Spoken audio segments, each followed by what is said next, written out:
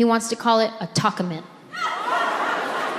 Just the fact that he wants to call it a talkament, to me, now we're in a full-blown argument. He wants to call it a talkament because he wants to talk it out. Let's get to the bottom of it. Let's get to the root of the problem. And when my husband talks it out, he likes to talk in circles. Circles are his favorite shape. He likes to say the same thing he just said, but a little bit differently. Because he's talking it out. And when my husband talks it out, he likes to ask a lot of questions. Questions. He thinks he's being inquisitive. I think that I'm on the stand and I need to defend myself in a court of law. Questions. Yeah, I know you said that, but why? No, I know that's what you said, but why? I don't know why. Yes, you do. Objection, badgering a witness. He's like, overruled, but why? No, I know that's what you said, but why? Because that's how I feel. Okay, that's your feelings, but what's your facts, though? That's how you feel, but what are your facts to support your feelings? Oh, you're stupid, that's my facts. And it's not that my husband is stupid. It's just that I don't know how to talkament. I can start in a talkament. We're just having a conversation. We're both calm until he triggers me, which is like sentence number 3. And then next thing you know, here come my emotions. They weren't even invited to this party, but they showed up, all pedo, ready to say some stuff. The more questions he asks, the more worked up they get. Questions. Next thing you know, here go my emotions out of my mouth.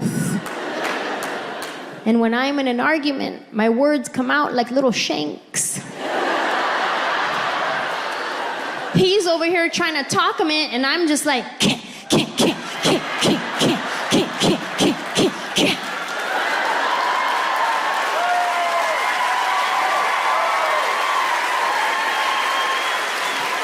And now I have a bloody word massacre to clean up.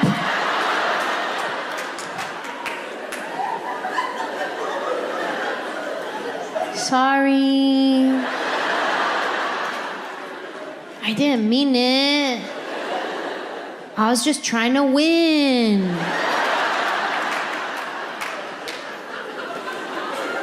My therapist hates that joke.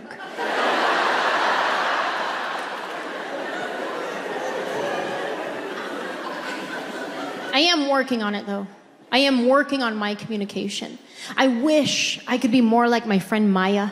She's so calm, cool, and collected all the time. One day I asked her, I was like, girl, do you ever get in an argument with your husband? She was like, yes. She started telling me about an argument they got in, and he had said something to her, and she was like, okay, see, when you say that, it makes me feel like what you're saying is I'm doing it wrong. And then he was like, oh no, that's not how I meant it at all. I'm so sorry it came out that way. That was their argument.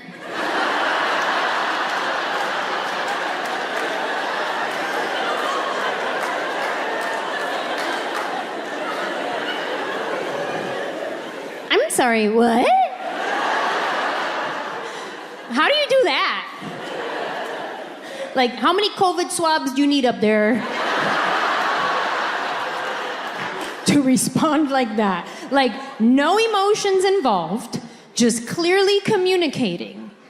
When you say that, it makes me feel like what you're saying is I'm doing it wrong. Me in that same conversation, oh, so I can't do nothing right then? Wow, so why you even married to me?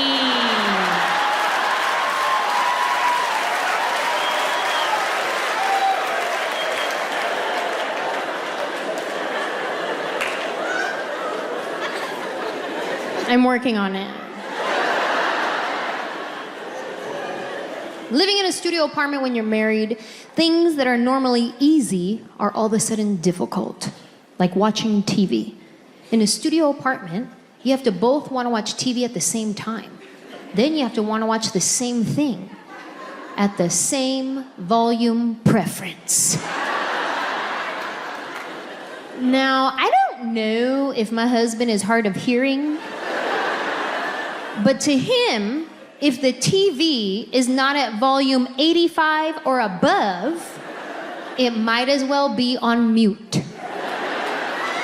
God forbid I bring the volume down to 65. He will passive-aggressively put on the captions. It's his silent way of yelling at me. If my husband cannot feel the vibration of every word coming out of the TV, not loud enough. And we watch different stuff. My husband likes to watch UFC fights and the Hallmark Channel. He's very diverse. He's into extreme violence and Candace Cameron Bure. Me, I just want to watch anything murdery, rapey. Those are my shows. All the crime shows. If there is not an investigation to be had, a bad guy to be caught, a soothing narrator voice telling me how the woman's body was dragged behind the building, then I don't want to watch it.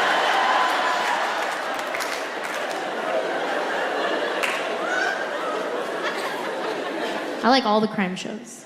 Whether it's a network procedural drama like Law & Order, NCIS, SWAT, Criminal Minds, FBI, like anything Dick Wolf, yes, I'm gonna watch that. But I also love the docuseries shows, Forensic Files, The First 48.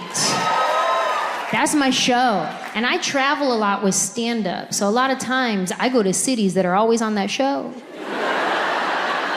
And I'll arrive in that city and I'll be like, oh my God, I'm in Dade County. I could totally get murdered right now. Like I get all starstruck. My favorite one is Law & Order SVU. Yes. Anybody watching the spin-off Organized Crime with Detective Stabler? Let's talk about Stabler for a second.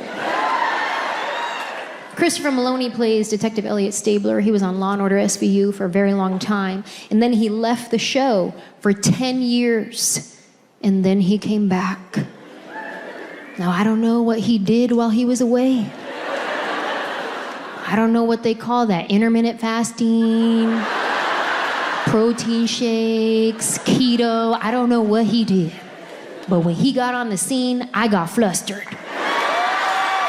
I think the craziest part about getting divorced is having to change your emergency contact back to your mom.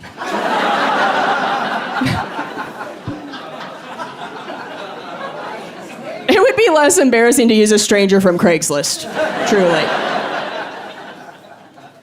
But other than that, it went pretty smoothly. Like, we still have a lot of love and respect for each other. He's also a comedian, so we didn't have a lot of assets to split up. It's not like there was a summer house and a boat. It was like, do you want the Batman Begins DVD?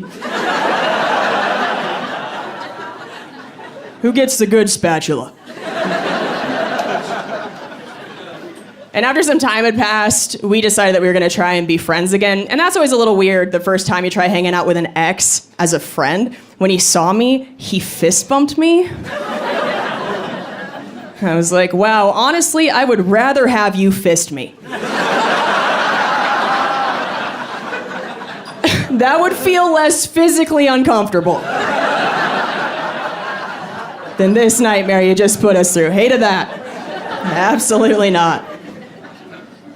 And I've had the deadly peanut allergy for most of my life, so for the 8 years we were together, he had to stop eating peanut products, because if he did and then kissed me, my throat could close. So when I saw him, I was like, oh, what's it like to eat peanut butter again? He goes, oh man, we should have broken up a long time ago.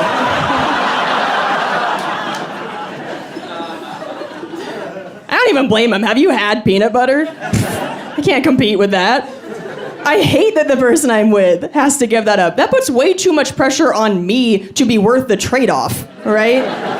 Like, you're gonna rob a man of Reese's for the rest of his life? Pff, you better be pretty open-minded in the bedroom. Gonna make a man stop swallowing something delicious. Well, get ready to start swallowing something gross.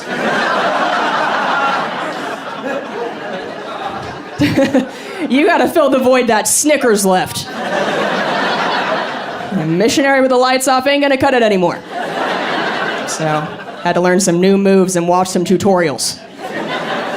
That's what I call porn. It's just educational for me now. I just watch with a little notepad like, oh, pretend to gag. Okay.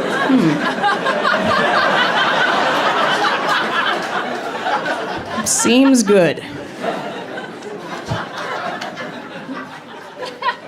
I do think it's easy when you get married to stop trying as hard in bed, but God, if you get divorced and you start trying to date again, it's like having to come back out of retirement. You know? It's like you gotta start stretching, get ready to run another BJ 5K. Like, no, I just did this. Somebody moved the finish line back another 10 years. Ugh, can't even see it. Do we have any married people here tonight? That was a pretty sad sound. You guys were faking it a little bit. You're like, eh. Some of you just treated it like a silent auction. You were like... Just so sad. Anybody here been married for a really long time, like over 20 years? You guys are so cute. How long have you been married? 21. Give it up for 21. That's a long time. Yeah. So you guys get it. If you've been working the same job for over 2 decades, you start to cut some corners.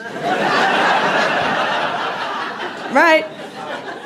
But if it is your first week at a new job, you are hustling.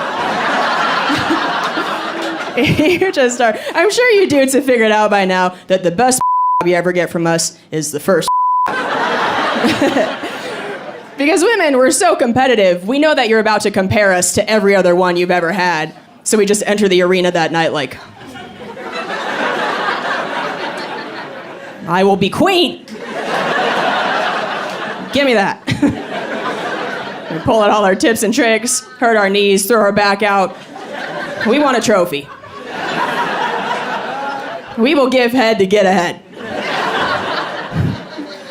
But then you get married and you start to treat like you're assembling IKEA furniture.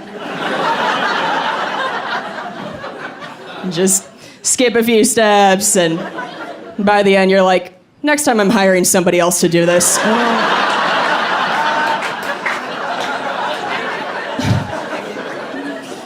A little righty-tighty, lefty-loosey, let's get the hell out of here. We gotta go to Costco. I tried to avoid the whole post-breakup identity crisis. One of my friends went through a breakup, and she got this dramatic haircut afterward as a revenge move against her ex. She's like, if he sees me, he's gonna know he missed out on this whole other me. Like a guy has ever seen a haircut and been like,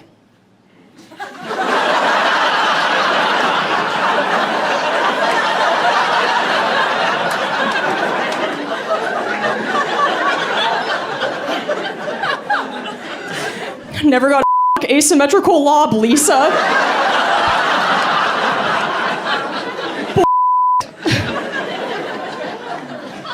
You guys never know when we change our hair, right? You're not even observant of yourselves.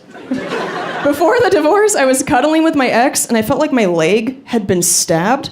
I looked down. His toenails look like he cut them with his teeth. They're all jagged, like he could unlock a secret door in a haunted house. I was like, do you have a best friend with a matching jagged toenail? You put them together to make a best friend necklace? Is that what you're doing? He turned his toe into a prison shiv. And I was like, what is this? He goes, I just didn't notice. Oh, I sure did. When you shanked my Achilles tendon. I'm bleeding out. Because I feel like this stuff only gets worse with you guys with age. Like, we've all seen the really old men with thick tufts of raccoon hair growing out of their ears. I'm sure that guy's wife has been telling him to trim it for years and he just can't hear her. Like that? It's like yelling into a fan. It's coming right back in your face. I just sat next to a very old man on a plane recently, and I had my notebook out, and he leans over and goes, "It's nice to see somebody writing and not on their phone." And I was like, "Aw, he doesn't know I'm writing jokes about cum." And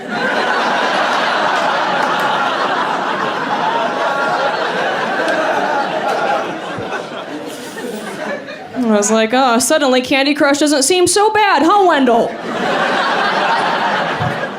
And I booped him on the nose. Love that, Wendell.